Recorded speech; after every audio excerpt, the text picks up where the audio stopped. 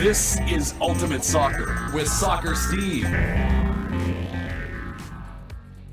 Here's the shirt for tonight. Get ready, it's pre-game. Japan, Canada, you're going to love this. And welcome to the pre-game Japan taking on Canada. I'm really looking forward to this. This is going to be a massive test. I know it's a friendly, and I know that Japan's not wanting to go full bore, neither's Canada, but this will be a really good workout for Team Canada. The favourite here is definitely Japan, not a shout of a doubt. But this is the time of the year that Canada can now start to voice its opinion of who it is and where it thinks it should be in the world. We got all the guys together, all the North American-based guys, all the European-based guys are all back together now. This is the last game before the big Belgium game, and I tell you what, I'm looking forward to this. I know you are, but we've got some really good stuff in this. You want to stick with us. I'm going to talk about the form of Japan. We're going to talk about the star players of Japan. I don't need to tell you who the stars of Canada are. You know that already. We're going to look at Japan, and we're going to tell you what we think. And then at the end of it, moving through, I'm going to tell you what I think is going to happen as far as the game itself, what you need to look forward to, and the eventual end. But sticking with it, Friday, November 17th, it's just hours to go, not long. It's Johnny Herdman and Team Canada taking on Jaime Moriyasu of Japan. And those are the two coaches, Mr. Moriyasu. And Mr. Moriyasu, I'll tell you what, he's a decent coach for Japan. He's really come a long way, and I'll tell you about that pretty soon. But let's take a look at the stadium, the Al Maktoum Stadium in Dubai, United Arab Emirates. If you don't know where the UAE is or Dubai, take a look. We'll try to help you get there.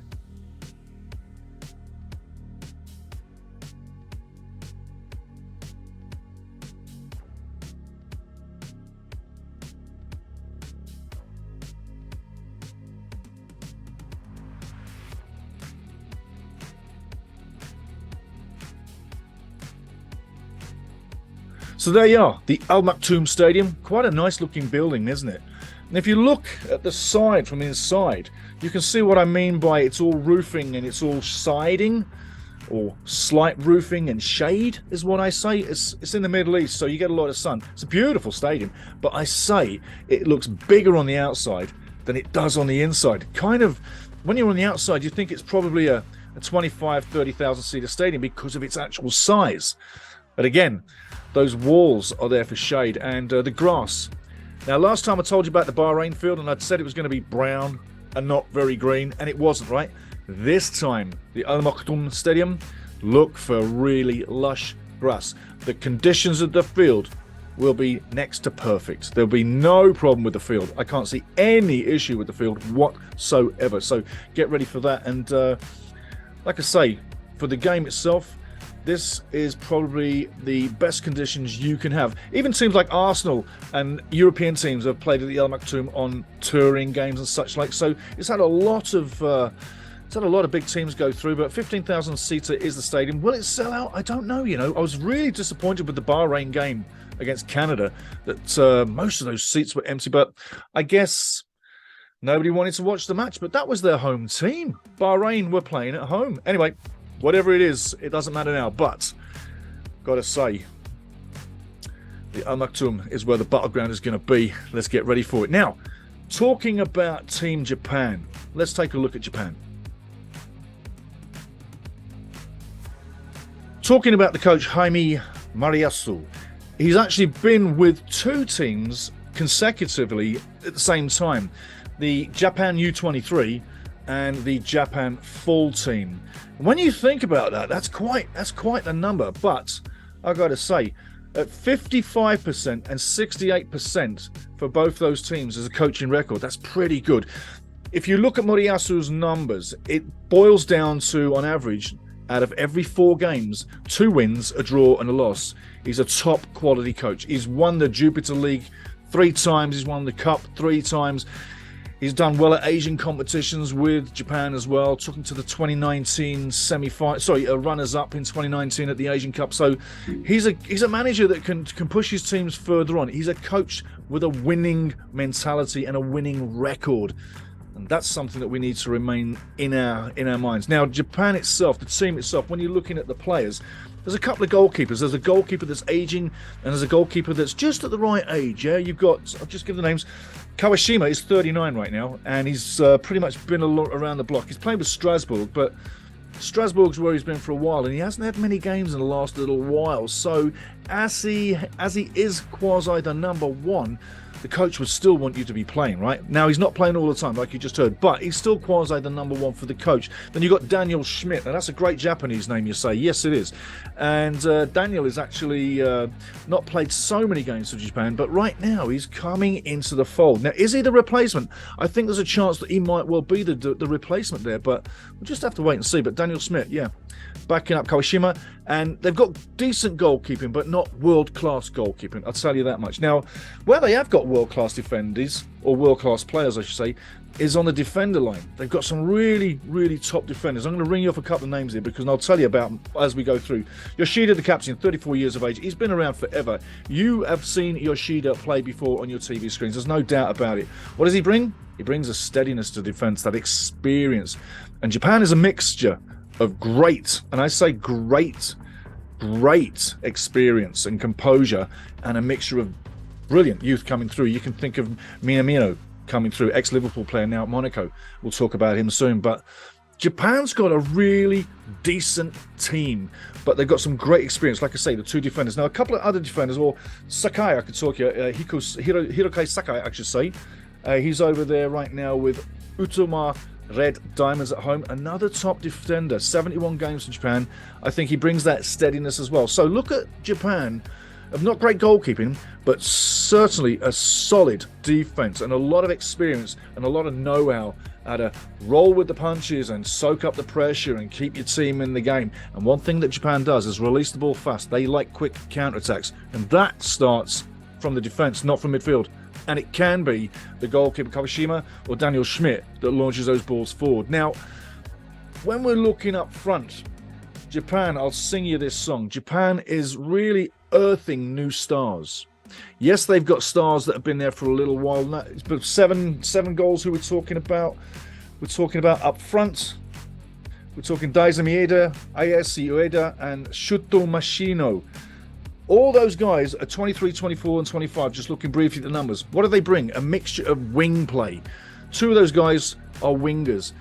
Don't really factor in the goal scoring much. In fact, I'll tell you about the goal scoring in a second. But up front, it's wingers. They like the wing play.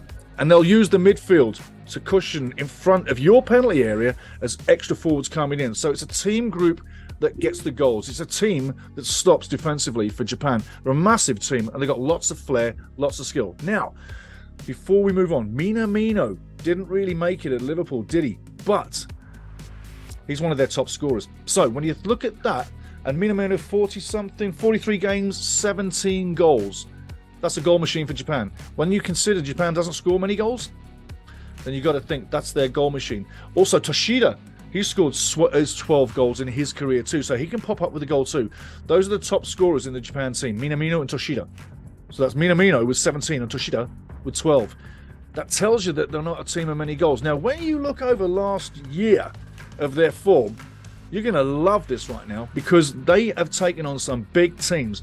When you get into the form right now, freeze frame the picture, the first one, and then let it roll. But the first picture coming in, freeze frame it, because you'll see some amazing form from Japan in the last little while. I'm not going to spoil it for you, but take a look at the teams they've played and take a look at the results they've gained. Unbelievably good. Japan, 24 in the world. They are to be reckoned with. Are they a dark horse for the World Cup? You Japan things think they are, don't you? Decent team. Take a look at their form. I'll be back after this. It is absolutely... You'll be impressed with Japan. Take a look.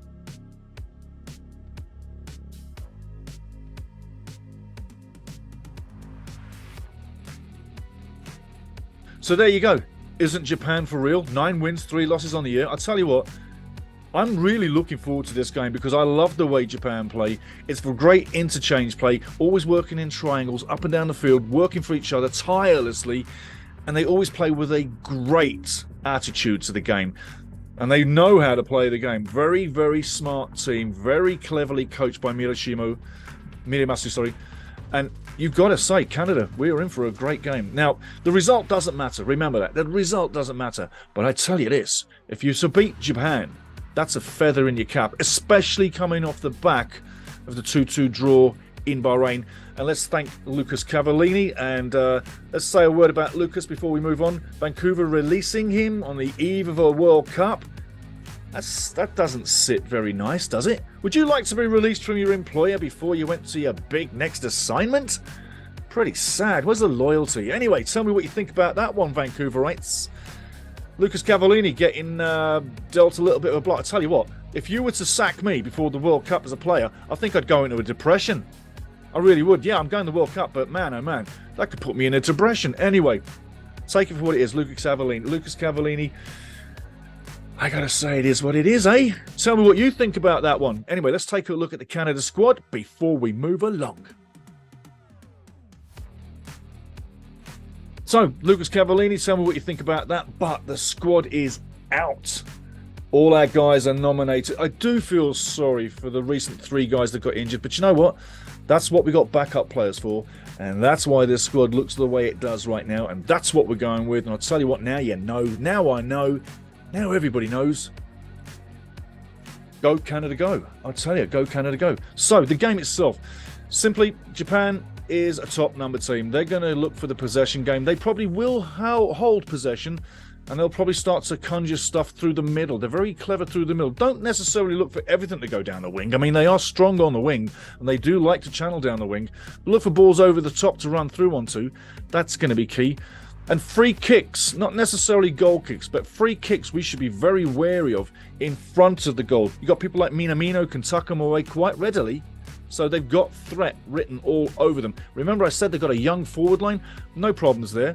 They've played well in recent games. You saw their form. You've seen their record. You know they're getting it done. And that's still a young team in certain areas with great experience dotted in between. Remember, Yoshida, he will hold the ship well. He will play the captain's game. And Minamino in the middle, he's definitely going to be the general. So look for things to be sprayed left and right, and look for them to really give Mr. Bourgeon, maybe Mr. Dane St. Clair, or maybe even Jamie Pantemis gets a game.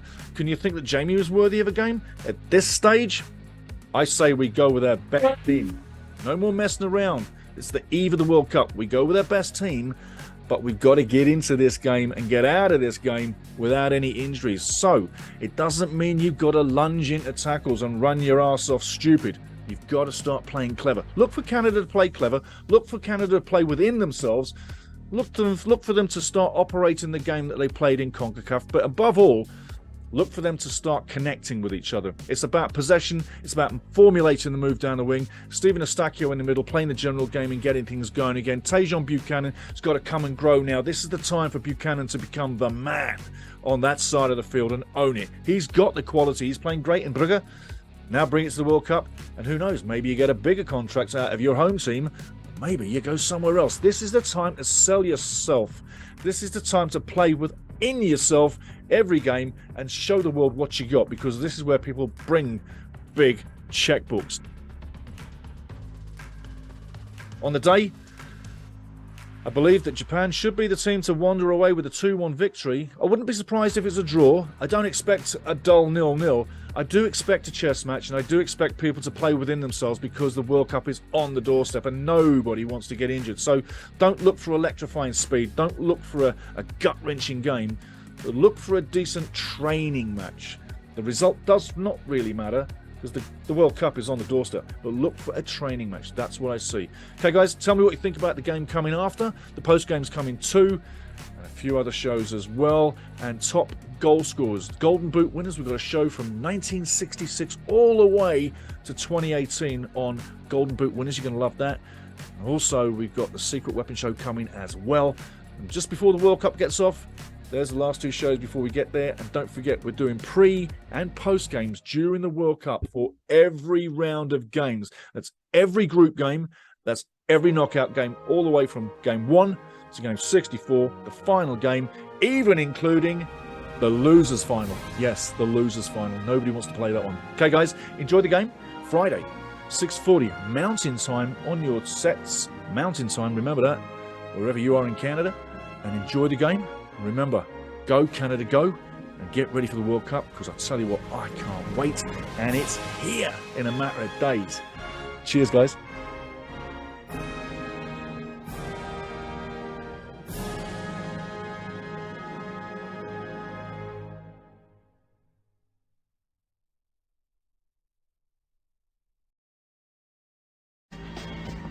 The Ultimate Soccer Show. Join me, listen, you'll love it. Everybody does.